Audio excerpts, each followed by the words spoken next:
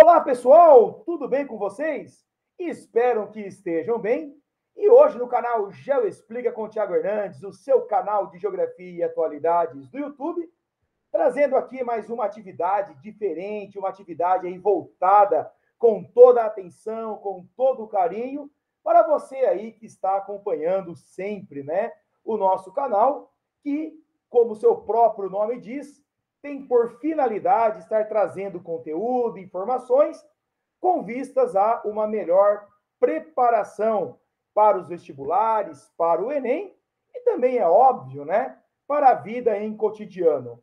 E nesse último pilar, existe uma playlist no nosso canal chamado GeoExplica Entrevista, em que frequentemente eu convido profissionais de diferentes áreas para estar partilhando um pouco aí da sua trajetória, da sua experiência pessoal, profissional, em uma determinada área do mercado.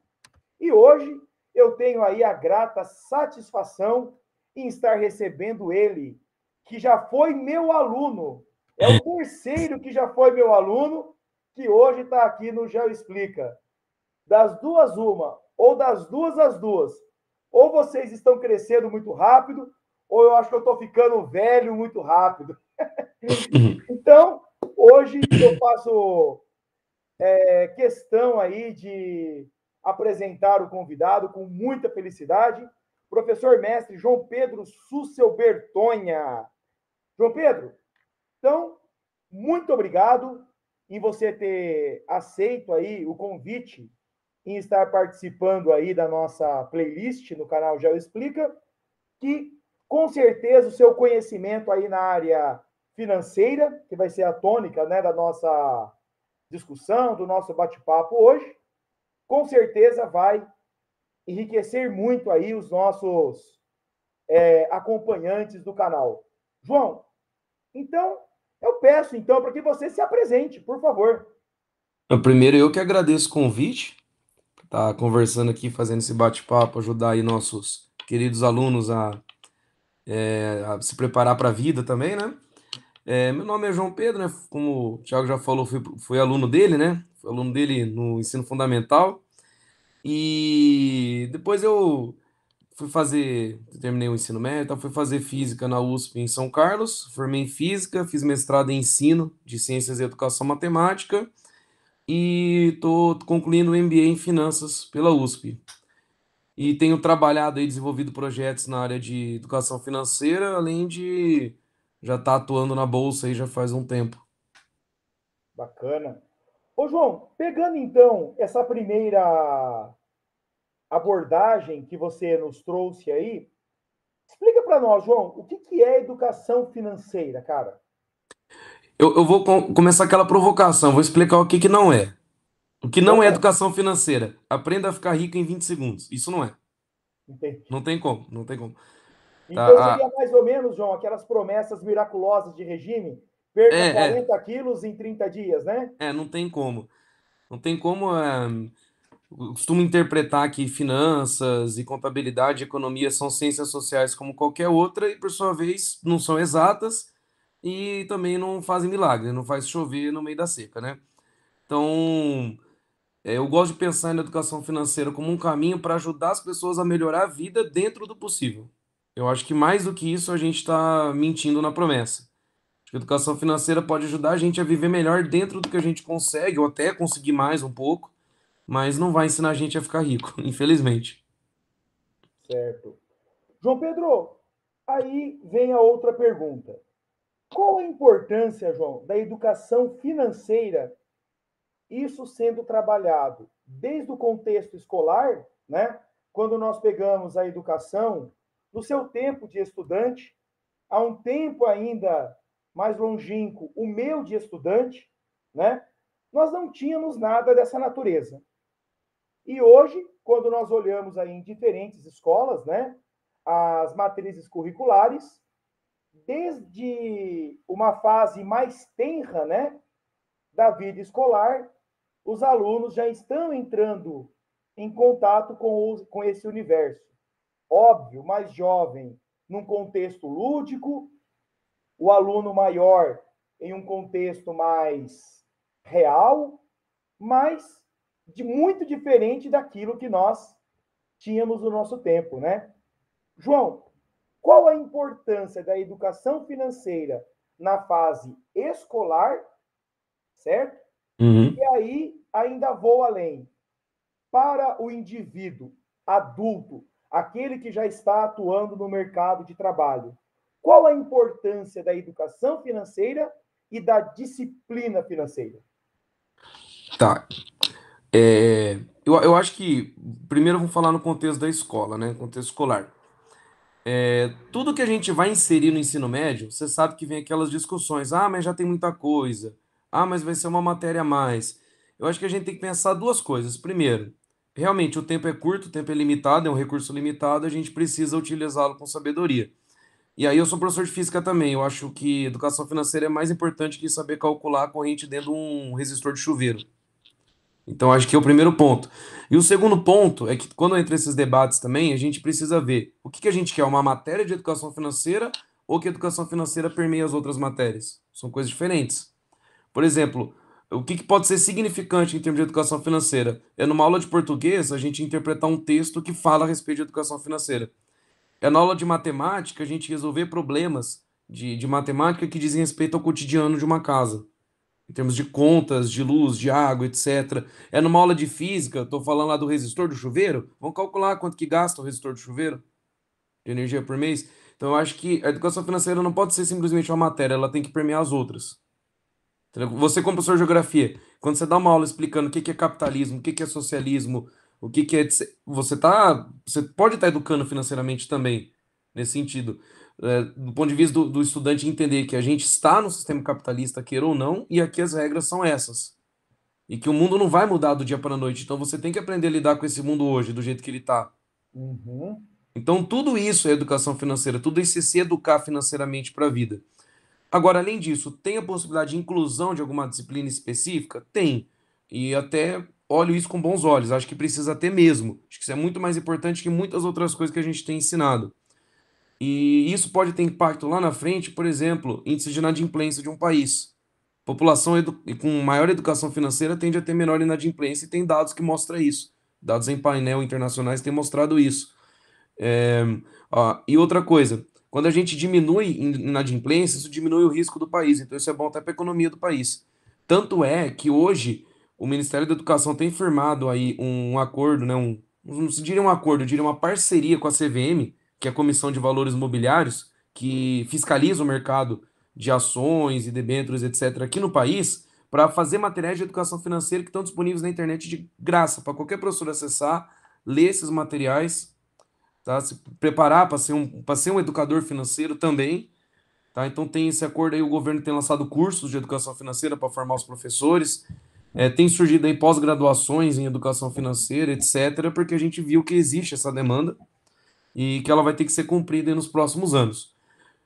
Isso é o que eu acredito no contexto escolar. Se a gente transferir isso para um contexto já adulto, eu acho que o negócio é mais sério. Porque até a minha geração, que é uma geração que começou a trabalhar agora, nos últimos 5 anos, a gente não teve educação financeira, tá? E isso interfere na nossa vida hoje, sabe? Porque a gente sabe como que tá, por exemplo, o INSS. Tá difícil para minha geração aposentar. Se a gente não der conta de resolver esse problema a gente, ninguém vai resolver isso por nós. Tá? Então eu acredito que da minha idade, assim, da minha geração para frente, educação financeira não é mais um luxo, é uma necessidade. Vai ditar quem vai sobreviver ou não no longo prazo. Tá? Quem vai ter que se matar de trabalhar até 90 anos ou quem vai poder chegar a 70, 80 anos e já está trabalhando mais leve. Eu acho que é indispensável e correr atrás do tempo perdido, né? Minha geração não teve, vamos correr atrás do tempo perdido, vamos começar a ter, vamos procurar cursos, vamos procurar se informar e começar a ter educação financeira. João, e com base na sua experiência, a pergunta que eu te faço agora é: por que é tão difícil construir essa disciplina financeira? Olha, é muito difícil. Tem várias respostas para isso. A gente tem vários vieses cognitivos, né, questões de psicologia e tal, que Fala ajudam só a um pouquinho mais explicar. alto, João. Desculpa. Obrigado. Temos vários vieses cognitivos em termos de psicologia que ajudam a explicar isso. a gente tem uma área de estudo que chama Economia e Finanças Comportamentais, que estuda exatamente esse comportamento do consumidor, do investidor, etc. E a gente vê que nós estamos sujeitos a muitas falhas de pensamento, a muitas falhas de raciocínio. A gente não é perfeitamente racional, como a gente gostaria de acreditar. Então, uma das causas de por que é tão difícil poupar, porque poupar não é algo que traz felicidade imediata. A gente chama disso de utilidade na economia. Não é algo que traz utilidade. E aí, para a gente poupar, a gente precisa pensar no longo prazo, a gente precisa pensar em ter utilidade lá para frente. Isso é muito difícil, porque a gente é imediatista e cada vez mais. Cada vez mais a gente é uma sociedade super individualista, super imediatista, inconsequente e fútil. Então a gente tem muita dificuldade de pensar no amanhã, É uma entende? questão de construção de cultura, É então, né, uma, Jean? é uma questão de construção de cultura. Vê no Japão você tem problemas com poupança interna.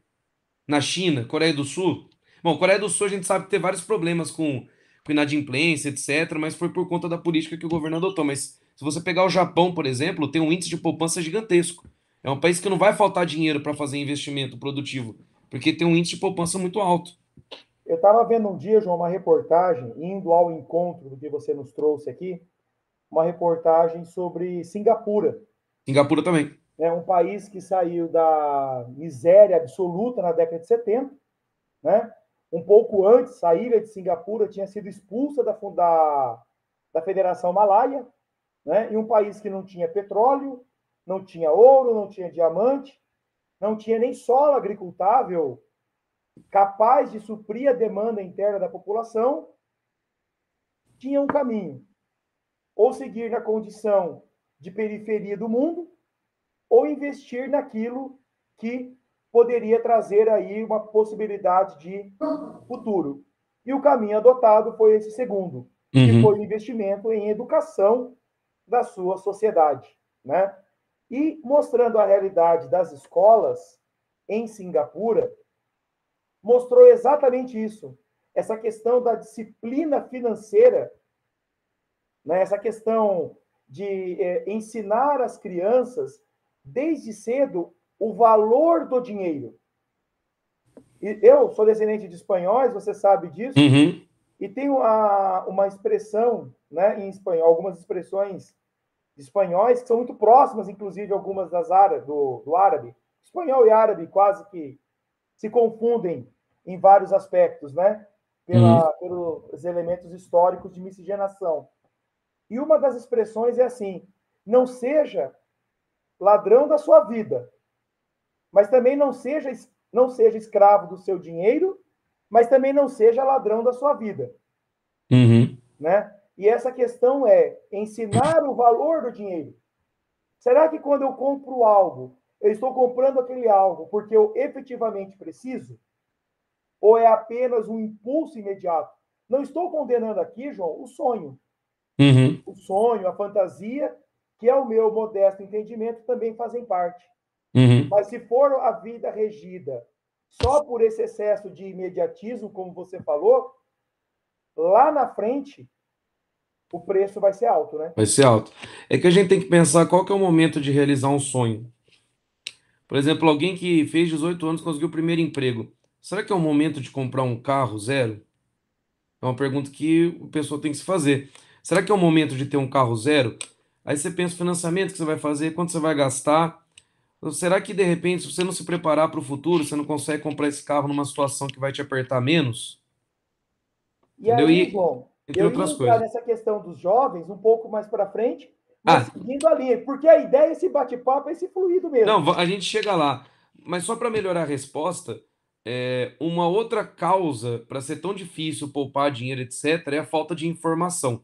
No Brasil, a gente não tem nem 3% das pessoas com aplicação em bolsa de valores, sendo que nos Estados Unidos é dezenas de vezes a porcentagem da população que investe em bolsa. Varia bastante ao longo dos anos, né? Não vou arriscar dar um dado aqui e tá errado amanhã, mas é bem maior, assim, chega a 40, 60% da população economicamente ativa tem ações em bolsa de valores, etc. A gente não está acostumado com isso, né? E na verdade, eu acho que não só a gente não foi ajudado, como a gente foi atrapalhado, né? Sim. Porque quando o governo foi tentar melhorar, assim, trazer uma transparência para o mercado financeiro nacional, chamou lá o Pelé para ser o garoto propaganda. Falou: ah, Pelé, você tem ações? Não, invista em imóveis. Quer dizer, o cara que era para ser o garoto propaganda, entendeu? Ele demonstrou uma não confiança no que ele estava oferecendo como garoto propaganda. Então eu acho que a gente precisa ter essa cultura.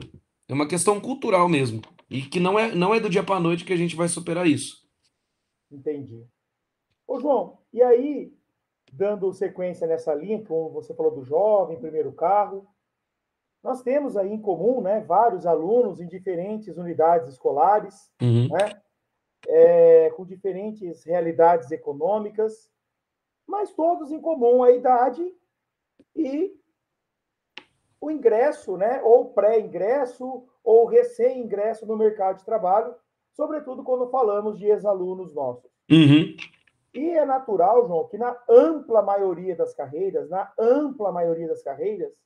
é muito difícil a pessoa começar ganhando aí um valor acima Ah, é. de R$ 2.000. Vamos ser honestos, Uhum. o que daria hoje aí 2 salários mínimos, Se for certo? ver em dólar, Não, não, aí não vamos nem, não vamos humilhar, né? Vamos não ficar no vamos entrar básico. nessa seara aí, porque daí realmente a gente vai ver o quanto a nossa renda é baixa, Uhum. baixa, baixa, baixa, baixa. E o detalhe, né? Ganhamos em real subvalorizado E e gastamos em dólar. gastamos em dólar usando o real. Essa é a equação. Mas enfim, João, para esse jovem aí que está começando a trabalhar, que está repleto de sonhos da idade, que é natural, como que ele deve, João, pensar, projetar o futuro dele, a velhice dele?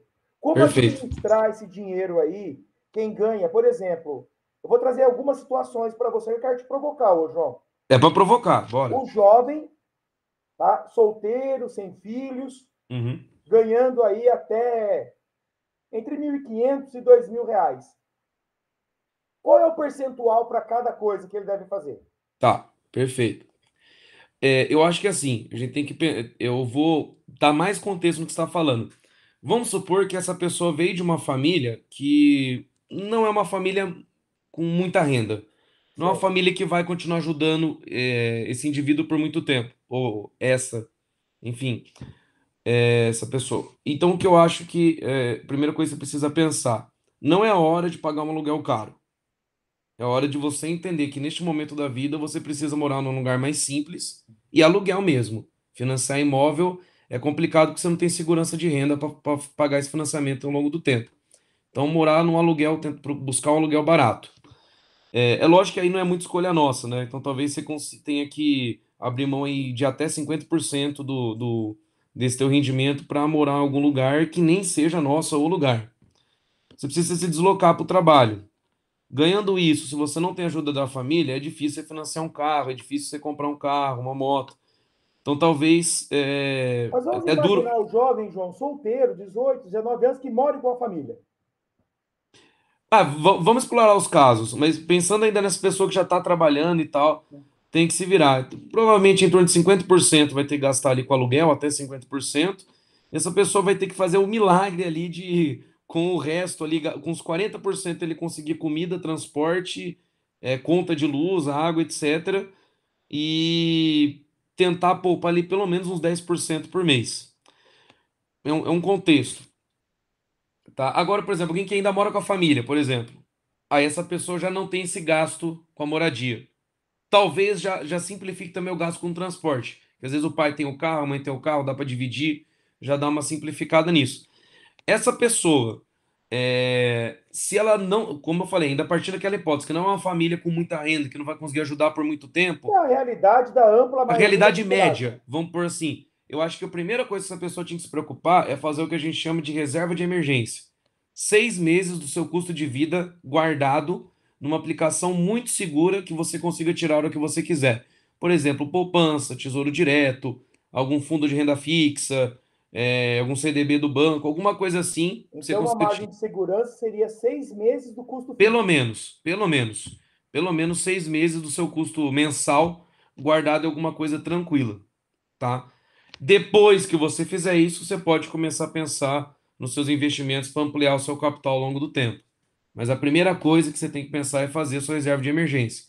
Agora, olha como isso muda, Thiago. Já se você pegar uma família, por exemplo, que já tem um nível de renda um pouco maior, tá? Aí você pega a garotada ali, 18 anos, 19 anos, começando, iniciando uma faculdade, fazendo um estágio, alguma coisa assim, mas essa pessoa talvez consiga investir até o total, até integralmente a renda dela, se ela tiver a ajuda da família ainda. E talvez essa pessoa nem precise se preocupar nesse momento em fazer reserva de emergência, porque ela tem o suporte da família por trás para ajudar. Então isso depende muito do contexto, tá? Mas assim, se a gente pegar o contexto médio do brasileiro, eu acho que a primeira preocupação é a tua reserva de emergência. 6 meses de salário guardado em alguma aplicação muito segura para você não ter problemas. E pelo menos ali a cada 2, 3 anos, se você dá uma conferida nesse valor, porque provavelmente ele já desatualizou com a inflação, e repondo ele ali para você ter Vai ter que sempre fazer um garantido. aporte, né? Pra você ter sempre garantido seus 6 meses ali, caso aconteça alguma coisa, tá? Para quem é Certo. muito conservador, tem muito medo, 1 ano. 1 ano de custo de vida guardado. Para quem tem mais receoso. Mas eu acredito que em média 6 meses é o suficiente para você não ter problemas, tá? João, Hum. e falando nessa questão de perspectiva, vamos imaginar uma cidade como Assis, Uhum. certo? Até nós conversamos esses dias na escola, né? Em que fizemos aí uma estimativa empírica, né? Lembrando que esse dado que eu vou trazer aqui não é científico, Uhum. mas é numa observação empírica que eu acredito que não deva destoar muito da realidade. Em que tranquilamente mais de 85% das famílias de Assis não tem uma renda familiar de R$ 5.000. Não, não tem. Provavelmente De não. até 5 mil, não de 5, É de até 5. até 5 mil. 85% não tem. Eu falo Assis, mas se aplica quase que geral aqui, né? Em outras cidades, outros estados e tudo mais. E para essa família, João, como vamos imaginar uma família num padrão, entre aspas, convencional, 4 pessoas, Uhum. 2 adultos e Dois dois filhos. dependentes. Uhum. Ó, bom, eu imagino, pegando o caso dessa família, dessa média aí, eu acredito que pelo menos 10% tem que conseguir poupar todo mês, e eu ainda insisto, também é o caso de você primeiro fazer reserva de emergência, tá? Somente se tem família, tem gente dependendo de você, aí eu acho que é onde não pode errar mesmo. Então, 6 meses de custo mensal guardadinho. Feito isso, após você juntar esse dinheiro, pelo menos 10% ali todo mês investindo para começar a formar o capital ali da sua família, para que ao longo do tempo consiga atingir um pouco mais de liberdade, digamos assim, frente ao dinheiro. Certo. Por exemplo, João, essa questão de financiamento, como que você compreende isso? Eu sei que é óbvio, a melhor compra é sempre à vista. Nem Óbvio. sempre, Mas nem. Hã? nem sempre, Olha lá, mais um tabu. nem João, sempre. explica para nós essa relação aí. Bens de consumo, pode comprar tudo a prazo, tendo bem controlado o que você pode gastar no mês, compra tudo a prazo, porque o desconto não compensa pagar à vista, em média. É muito raro o desconto que você tem à vista compensar pagar, tá? Você tem que ter um desconto ali que pelo menos desconte uma média de juros de mercado. Então, a não ser que você consiga um desconto de 15, 20% por pagar à vista, não compensa você comprar à vista. Só um adendo, pessoal, para quem está acompanhando, bens de consumo são aqueles produtos voltados ao consumo direto pelo consumidor final. Alimentos, calçados, vestuários, Isso, tá? isso. Eletroeletrônicos, eletrodomésticos e assim por diante, tá? Esse tipo de coisa dificilmente compensa comprar à vista, tá? Agora, financiamentos de imóveis, veículos, etc., aí a gente precisa debater um pouco melhor. Vamos separar as coisas. Por que você quer comprar um imóvel? É para fazer negócio? Então, se você está financiando, já não é você que está fazendo negócio, é o banco. Então, para fazer negócio, não compensa financiar nada, tá? Até tem uma conta, Tiago, que eu fiz com o pessoal lá na sala esses dias, que o tempo e o preço que você gasta num financiamento de uma casa de 350 mil, mais ou menos, ao longo de 30 anos dá para você construir 4 milhões de patrimônio em fundo imobiliário. O que você gastaria com o financiamento de um imóvel de 30 anos. Um imóvel Uhum. que hoje valeria em torno de 350 mil, pelos padrões de juros da Caixa hoje, esse dinheiro aplicado em fundos imobiliários poderia, né? Pode, já não, ninguém que tem bola de cristal, mas é É, possível que ele até vire 4 milhões em 30 anos, reinvestindo os lucros todo mês. Então, para fazer negócio, financiamento imobiliária, assim, para você vender, para você mexer com casa, por Então, casa de aluguel, imóvel não à começa. luz de negócio é no cash. É no cash. A não ser que você tenha alguma operação para fazer com esse imóvel, que você consiga agregar um valor muito maior do que o custo anual do financiamento. Por exemplo, se você Sim, for montar um negócio no imóvel, aí talvez valha a pena. Mas assim, para você pegar o imóvel para achar que você vai vender mais caro depois, ou que você vai pôr para alugar, aí dificilmente compensa. Aí entendi. você tem que ter o dinheiro mesmo. O veículo, também a gente poderia usar uma lógica parecida. No entanto, tem o outro lado. Às vezes a pessoa não quer a casa porque ela acha que vai valorizar no futuro e vai dar dinheiro. Quer casa para morar. E aí a gente entra no ramo do sonho.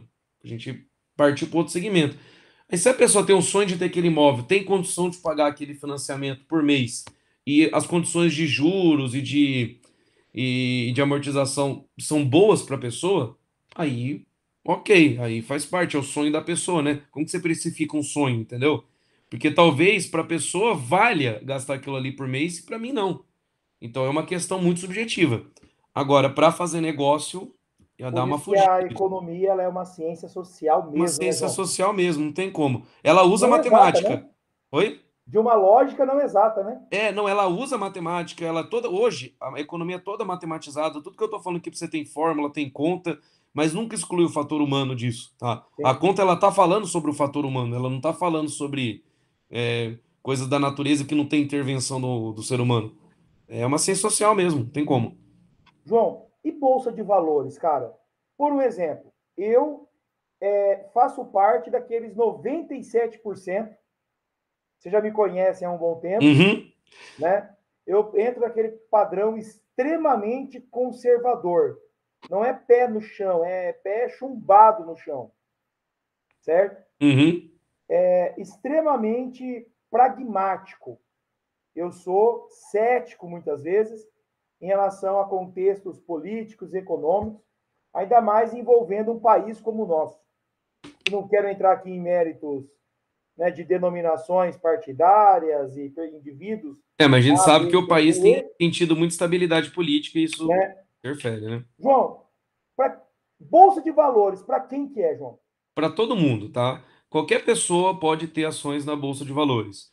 É, Os bancos e as corretoras, né, que é onde a gente pode comprar ações, pode comprar os instrumentos, né, de mercado financeiro, às vezes eles dão nos limites de idade, né? Então, os alunos nossos lá no colégio, que abriram conta no Banco Inter, o Banco Inter ainda não deixa eles comprarem ações por conta da idade. Eles exigem ter 18 anos. Agora já tem aluno meu que abriu conta na Rico, que é uma corretora, que já permite a partir dos 16 anos comprar ações. Tá? Então isso vai variar de banco para banco, de corretora para corretora. Mas exceto essa condição de idade, qualquer pessoa pode ter ações, tá? E aí você falou a respeito de ser muito conservador, pé no chão com dinheiro, mas assim, dá para ser conservador na bolsa também, tá? Por exemplo, empresas de energia. Energia é um negócio extremamente conservador, ninguém nunca vai parar de usar energia elétrica, sabe? Por exemplo, o setor de transmissão de energia. A gente tem a Transmissão Paulista aí, tem a Taesa, duas empresas famosas aí no Brasil de transmissão de energia. São contratos longuíssimos que eles têm com o Estado, e com outras companhias privadas, contratos de 3 anos, contratos de 10 anos. Então tem uma geração de caixa ali muito segura, muito previsível. São empresas que não dão prejuízo. Assim, se você olhar o histórico, nunca deram prejuízo, nunca, nunca. Não tiveram um mês de prejuízo e que costumam distribuir boa parte dos lucros pros acionistas, né? Porque para quem não sabe, quando você compra uma ação, você vira sócio da empresa. E aí você tem direito a receber parte dos lucros. Então dá para você ser conservador, inclusive na bolsa, comprando bancos, comprando ações de empresas de energia. Você consegue ser conservador, inclusive na bolsa. Tá comprando fundos imobiliários para você receber aluguéis de imóveis. Isso é um negócio muito interessante. Você pode comprar, por exemplo, cotas de fundo de logística, e aí você recebe parte dos aluguéis de galpões logísticos, coisa que você não conseguiria comprar se fosse tivesse que comprar inteiro o galpão. O galpão logístico custa 7 milhões, 8 milhões. Você não vai conseguir Entendi. comprar, financiar isso. Agora, uma cota de fundo de logística você pode comprar por R$ 100, R$ 200 no máximo. Você consegue comprar uma cota de fundo de logística e começar a receber esses aluguéis. Então dá para ser conservador na bolsa, sim, tá? Só que daí, como a bolsa tem mais risco, o conservador vai ter que pôr ali no máximo 20% do capital nesses ativos de renda variável que a gente chama, tá? Então São vamos ações. imaginar, então vamos imaginar assim, João, eu Hum, fechei os meus 6 meses de custo fixo. Fechou, Bom, beleza. aí eu estou montando agora, esse dinheiro em custo fixo eu deixo onde? Numa poupança? Uma poupança num tesouro direto. Eu gosto do Tesouro Selic, porque ele segue exatamente A a taxa Selic, Selic, que ponto, é a né? básica da economia. Pronto. Instrumento mais Na seguro pior que das tem. hipóteses, fica no zero a zero. A ideia é isso, né? Não, no 0 a 0 não fica, não tem como. Não, que eu falo É, assim, no zero a zero ele acompanha a inflação. em média, ele tende a acompanhar a inflação com uma defasagem, né? Porque primeiro a inflação sobe para depois o juro subir, né? Sim, Mas com uma defasagem, ele tende a acompanhar a inflação. Então, na pior das hipóteses, a longo certo. prazo, você fica ali no 0 a 0. Então, Beleza. peguei, fiz o meu bolo, 6 meses garantido. A Uhum. partir daí, eu vou fazer o meu montante de investimento. Isso. Esses 6 meses, não, eu não considero investimento. Não, não. É Pra reserva de reserva, emergência, reserva de emergência, tá? certo? Aí, Aí- nesse meu bolo de investimento, 20% seria um percentual, entre aspas, Uhum. seguro para investimento, João? Em Para bolsa? investimento em ações e fundos imobiliários, para quem tem um perfil conservador, acredito que 20%, no máximo 30% tá razoável. Estourando 30%, você divide ali metade em ações, metade em fundos imobiliários, eu acho que é razoável. O restante, você utiliza instrumentos de renda fixa, que daí tem garantias, né? Tem o FGC, Fundo E Garantidor quanto de tempo eu Crédito. deixo esse dinheiro lá, João? Ah, ótima pergunta. Às vezes a gente fala assim, investimento por longo prazo. Aí tem gente que acha que o longo prazo é um ano. Mas quanto que é longo prazo? Fala, longo prazo, né? Longo prazo é 5 anos, 10 anos, 15 anos. Eu sou partidário da opinião que você tem que deixar a vida inteira. E quanto mais cedo você começar, melhor. Eu fiz algumas simulações. Se você começar R$ 800 por ano, desde os 15 anos, aos 45 você é milionário. R$ 800 por Isso não é mês. ensinado, né, João? Não é ensinado? R$ 800 por mês ao longo de 30 anos. Mas ó a disciplina, 30 anos, Thiago. 30 anos. É disciplina. Uhum. Isso é longo prazo. 30 anos é longo prazo. Tá? E aí você consegue ser milionário lá com os 45 anos. Entendeu? Então, quanto mais tempo você deixa, melhor é. Por isso que é importante começar cedo. Quanto mais cedo você começa, mais longe você consegue ir. E esse Mas mais não. cedo volta ao início da nossa conversa, né, João? A escola, né? Escola, escola, escola. Mas assim, eu tenho até aquelas frases de efeito que você gosta das minhas frases de efeito, né? Nunca, ó, nunca é muito cedo para desistir. Desculpa, nunca é muito tarde para. Peraí que deu dislexia aqui agora. É, Nunca é tarde nunca, para começar, nunca é cedo para começar. nunca é muito cedo para desistir. Nossa senhora, tá difícil, hein? Eu queria dar a frase de efeito e enrolei aqui.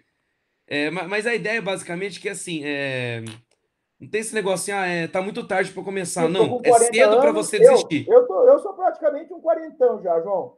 Tem espaço para mim ainda, para minha Não, tem, geração. tem. O importante sim, nunca vai ser cedo demais tarde demais para você começar, mas é sempre cedo demais para você desistir. Aí, Aí agora foi. agora foi, João. Agora foi. Então, assim, para qualquer idade dá para entrar, sabe? Ainda dá tempo. Não tem esse negócio que tá muito velho, não. Mas quem começa antes já sai aí com uma vantagem muito grande, tá? João, E, previdência ótimo, previdência. Olha, privada, né? Previdência privada ou sim, sim, complementar, sim. como cada um queira chamar. Antigamente, quando a gente tinha ali, vamos por assim, uns 10 anos atrás, previdência privada no Brasil nossa, era lixo. Era coisa que impensável de fazer, que era muito ruim. Hoje tem melhorado bastante. Os fundos de previdência privada têm investido bastante porque eles viram que é um negócio promissor, que o brasileiro não entende muito disso, então ele precisa de ajuda, né? Então eles entenderam que é um mercado promissor e tem alguns incentivos fiscais importantes, tá? Então eu acredito que hoje vale a pena. Mas eu vi uma pesquisa, Thiago, de uma colega lá de MBA lá da USP, que ela analisou vários fundos de previdência privada de vários bancos, né? E chegou à conclusão que alguns fundos eram muito arriscados e não davam retorno condizente com o risco que ele estava te gerando. Então eu acredito que dentro do cenário que a gente está, previdência privada vale a pena aqueles fundos mais simples, que investem em coisas mais seguras. Esses valem a pena. Agora, fundos de previdência privada que alocam uma quantidade maior dos recursos em ações, eu já acho que eles estão correndo um risco que eles não conseguem remunerar para você depois. aí eu já acho que não vale a pena. Então, pegar aqueles fundos de previdência mais simples. Mas, por exemplo, João, vamos retomar o nosso jovem aí que está com Uhum. seus 18, 20 anos aí, começando a carreira, a vida no mercado de trabalho. João, eu acredito que cada vez mais a aposentadoria vai ser uma realidade mais longínqua, Sim. sobretudo em um valor que dê condições de manutenção aí de uma vida condizente com os padrões da dignidade, Uhum. certo? De suprimento aí das demandas. Esse jovem, João, com 20 anos, começar aí a poupar numa previdência privada para quando ele tiver 55, 60. É uma opção? É uma É um ótima caminho opção. inteligente? É uma ótima opção. É uma ótima opção. Principalmente se ele não tem, assim. Porque ninguém é obrigado a gostar disso também, tá? Você vai ter que encarar isso na vida, porque todo mundo usa dinheiro. Mas ninguém precisa gostar de mexer com dinheiro, gostar de banco, gostar de empresas, de financiamento, de empréstimos, de imóveis, de negócios. Ninguém precisa gostar de negócios. Para quem não gosta, tá ótimo. Você tem a opção lá, faz uma previdência privada lá, desde os seus 18, 20 anos aí, paga até uns 55, 60 anos, tá ok.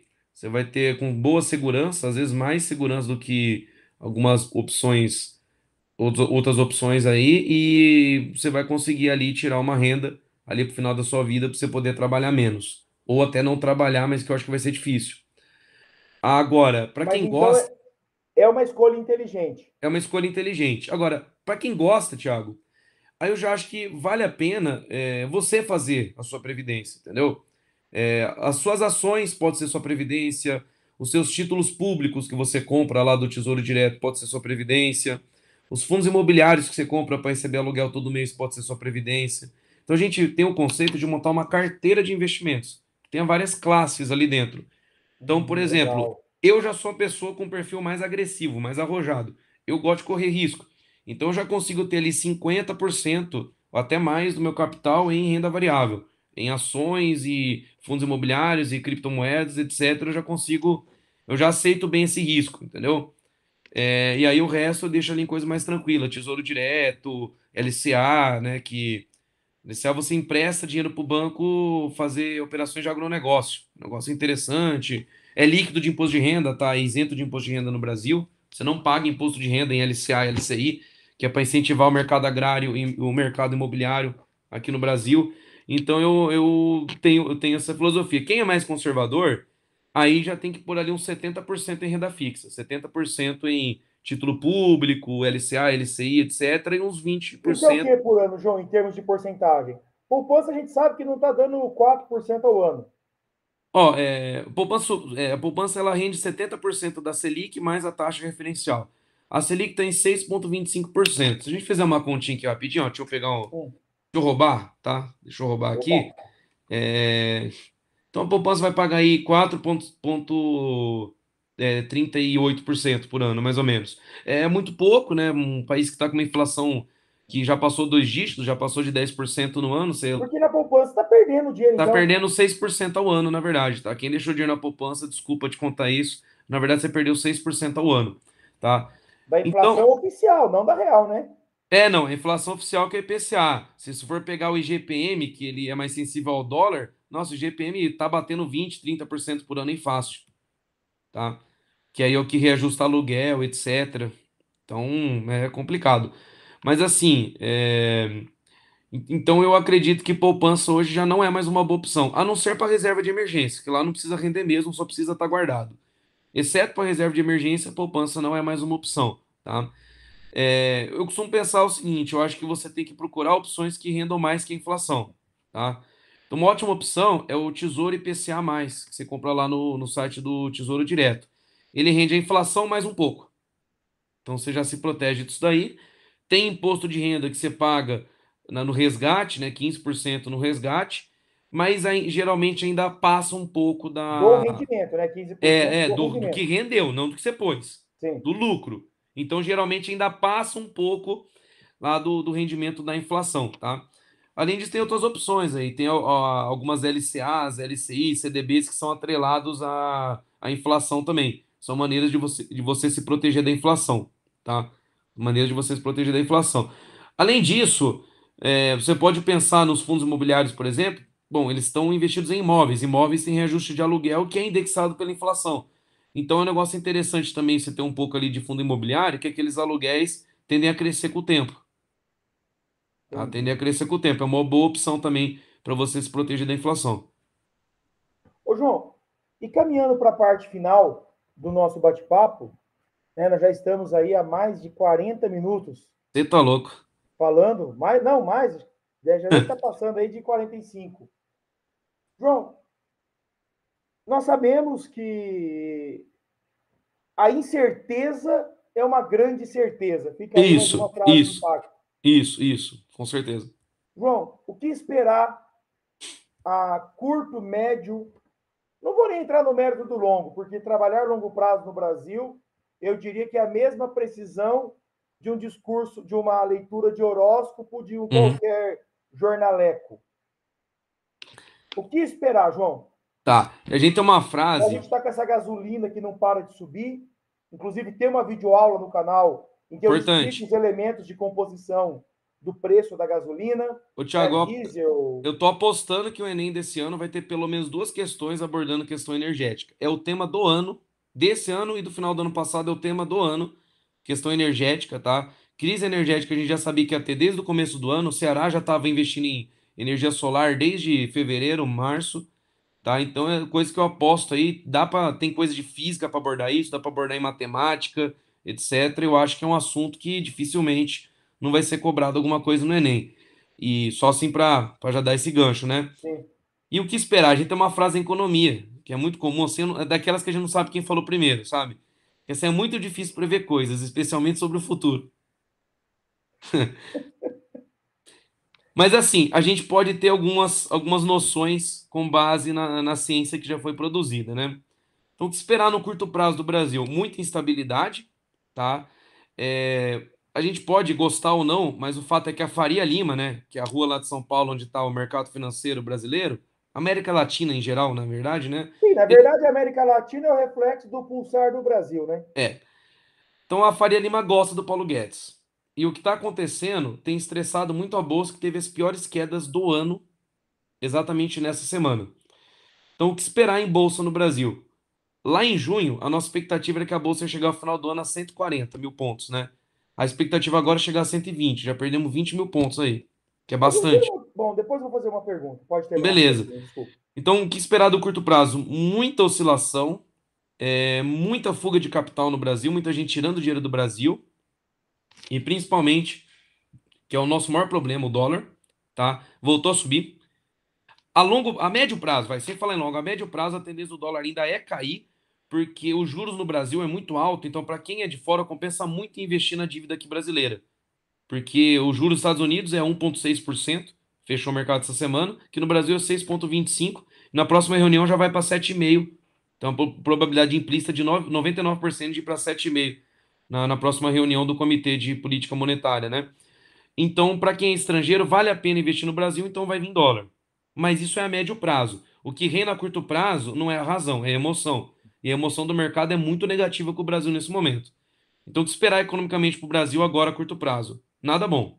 Nada de bom de se esperar. Ô, João, mas daí não cai naquela seara, por exemplo, aí nós temos que poupar, então, ainda mais. Ter prudência e racionalidade. Evitar gastos considerados desnecessários. Isso Ou é seja, paradoxo. ainda menos dinheiro circulando, ainda grava. Olha que Isso é um paradoxo, é Thiago. acelerar com o freio de mão O- puxado, né? Mas o Keynes ele tem uma ideia sobre isso, né? Que o Keynes ele traz para a economia o conceito de multiplicador. Até lá o multiplicador keynesiano. Olha a ideia do cara. Olha só, se o governo gasta numa época de crise, parte desse dinheiro que o governo gastou vai ser retornado na forma de impostos, e etc. Certo? Só que parte desse dinheiro gasto vai ser reinvestido em novas formas de aplicação de recursos. Então, quer dizer, isso cria um rolo compressor que vai multiplicando os ganhos da economia Um desde que a ciclo gente virtuoso, né? desde que a gente não esteja com capacidade instalada plena, ou seja, pleno emprego. E a gente não tá.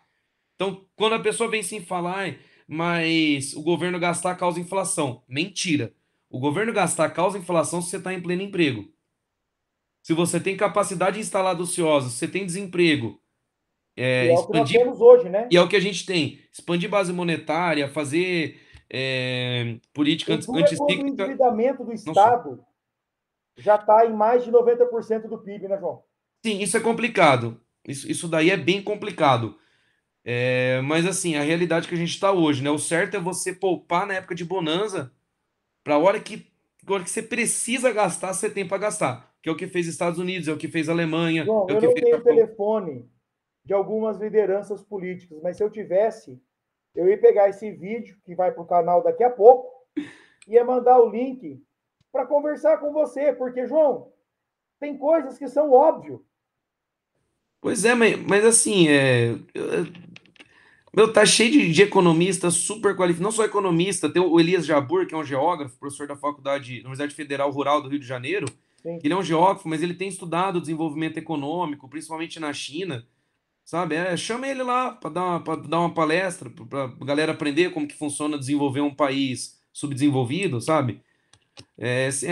Não é simples, mas tem competência, tem intelectualidade brasileira para fazer isso. Falta a gente Falta buscar essa vontade, né, João? Falta galera. querer, né? Falta. Falta querer, falta querer. Tem um cara, João, que eu gosto muito dele. Eu sou vidrado em aviação.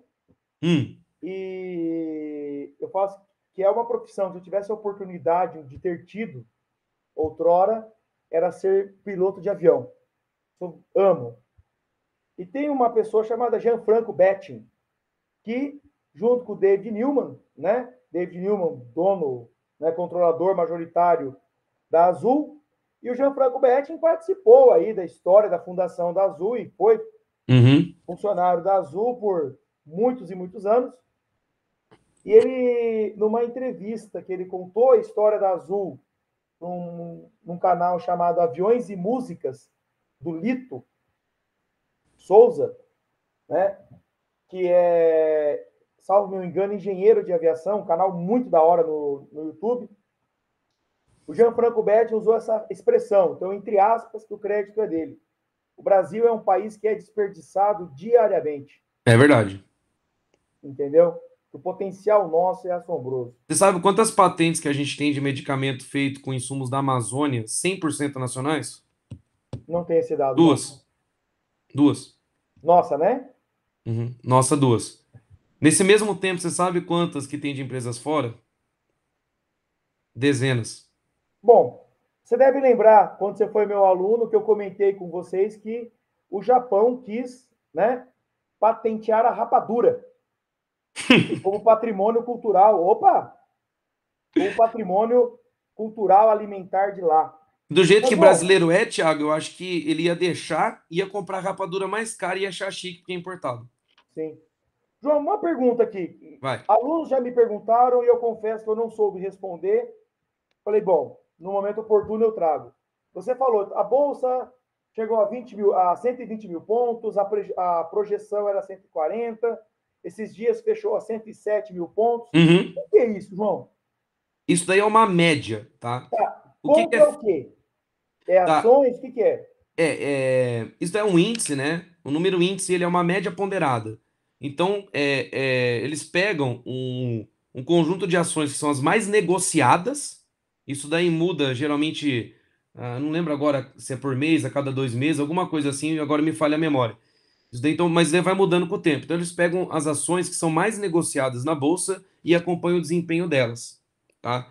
Então, a bolsa chegou a 120 mil pontos. O que significa isso? Significa isso que você pegar o preço dessas ações, que são as mais negociadas, ponderar pela participação que elas têm no volume de negócios diário, eles formam esses pontos, certo? Então esse índice ele é uma temperatura do resultado que está ocorrendo na bolsa, tá? Então quando o índice sobe, significa que em média, nesse dia as empresas estão subindo de preço, de valor, Entendi. em média. Só que percebe, Thiago, isso aqui no Brasil é um problemão, sabe por quê? Porque aqui, você pegar 20, 25% mais ou menos da nossa bolsa, é Petrobras, Vale e de vez em quando Itaú. Isso daí já dá 30%, 20 e pouco por cento da nossa bolsa. Três empresas. Estados Unidos, a Amazon é 3% da bolsa norte-americana. É uma gigante global, né? E só a Amazon tem 3 vezes mais negócio que a bolsa brasileira inteira. e é 3% do índice deles. Pô, Você João, entende a diferença? hoje é sábado à noite, cara. Você Poupe o meu emocional, cara. você entende a diferença? Sim. Então, não é muito seguro esse índice, assim, ele não mostra muito bem a temperatura, porque ele está pegando algumas das poucas gigantescas que a gente tem aqui, empresas de... Tanto é que quando você vê a bolsa, vamos pegar rapidamente aí de Nova York, quando sobe ou desce, é pouco. A nossa, ela é muito volátil. Quando sobe, dispara, e quando cai, realmente despenca, né? A nossa bolsa tende a oscilar mais, né? Geralmente você olha os dados lá na abertura de mercado, Estados Unidos e Europa, por exemplo, você vê lá as variações ali diárias, ali umas oscilações de meio ponto por cento, 0,6%, 1%. No Brasil, cair 5%, coisa mais normal. Não que isso não possa acontecer lá fora, mas no Brasil acontece com muito mais frequência, sem dúvida. João, não tenho palavras para te agradecer, É isso, eu agradeço. certo? Em pleno sábado à noite aí, Uhum. né? Mas, cara, acho que ser professor não é só dentro da sala de aula, né? A minha orientadora falava, Thiago, que a gente não está professor, a gente é professor, né? É 100% Exatamente. do tempo, né? Não adianta. Ensinando e aprendendo ao mesmo tempo, né? Ao mesmo Exatamente. tempo. João, mais uma vez, cara, muito obrigado. Esse é um assunto, cara, que a gente ficaria horas aqui, né? Uhum. Falando, e uma coisa vai abrindo a outra, vai levando a outra. Mas, como eu falei, o foco agora era a gente trazer essas primeiras, né, abordagens, instruções dentro desse tema que é tão amplo, complexo, mas ao mesmo tempo interessante. João, muito obrigado e deixo aí as últimas considerações a você. Primeiro, eu que agradeço, né, pelo convite. É sempre bom estar conversando, né, construindo conhecimento aqui com a audiência. Eu queria deixar assim como lição, então, para o pessoal: olha, quem se interessa pelo assunto, vai estudar. Não, nunca abriu tanta oportunidade de emprego nessas áreas de economia, contabilidade, administração no Brasil, tá?